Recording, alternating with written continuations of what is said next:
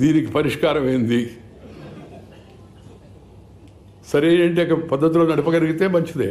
ఇప్పుడు సోషల్ మీడియాని కాస్త అదుపులో పెట్టాలనేది కేంద్రం ఏదో కొన్ని తీసుకొస్తుంటే దానికి గొడవ చేస్తారు. అంతా కూడా మీరు ఎట్లా కంట్రోల్ చేస్తారని. కంట్రోల్ చేయకపోతే వచ్చే పరిణామాలు ఏందో మీరు చూశారు. ఆంధ్రప్రదేశ్లో ముఖ్యంగా సోషల్ మీడియాని ఎలా వాడుకునేట్టుగా చేశారు. దాని పరిణామాలు ఏమిటి? దాని పరిణామాలు ఇప్పుడు కొంతమంది అనుభవిస్తున్నారు. అదేమంటే మేము అనుకోలేదు, నేను కాదండి, ఆయన ఎవరో ఎక్కడి నుంచో చెప్పాడు.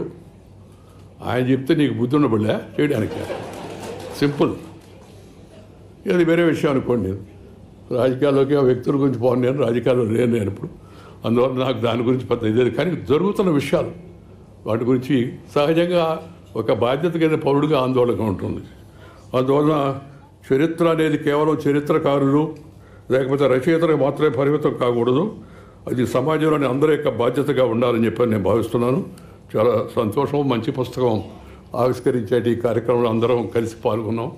కేంద్ర ఆర్థిక మంత్రి నిర్మలా సీతారామన్ గారు ఒక మాట చెప్పాలా, ఏంటంటే ప్రపంచం అంతా ఆర్థిక వ్యవస్థ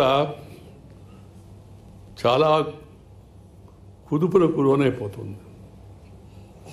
ఎవరికి వాళ్ళు ఎలా ఈ ఆందోళనకర పరిస్థితులు ఎదుర్కొంటామని చెప్పి బాధపడుతున్న తరుణంలో ఎంతో అభివృద్ధి చెందిన దేశాలు కూడా ఆ ఐరోపా దేశాలతో సహా అన్ని దేశాల్లో ఇవాళ ఆందోళనకరమైన పరిస్థితులు ఎదుర్కొన్న తరుణంలో మన భారతదేశంలో ప్రధానమంత్రి శ్రీ నరేంద్ర మోడీ గారి నాయకత్వాన ఒక సమర్థవంతమైన ఆర్థిక మంత్రి ఉన్నదాన్ని పరిస్థితిని ఆకళింపు చేసుకొని ఆర్థిక విధానాన్ని ఏ విధంగా రూపొందిస్తే మన దేశ ప్రయోజనాలు కాపాడబడతాయి, ప్రజల యొక్క ప్రయోజనాలు కాపాడబడతాయి, అభివృద్ధికి మరింత ఊతం వస్తుందనే ఉద్దేశంతో మంచిగా నిర్మలా సీతారామన్ గారు ఆ యొక్క శాఖ నిర్వహిస్తున్నారు.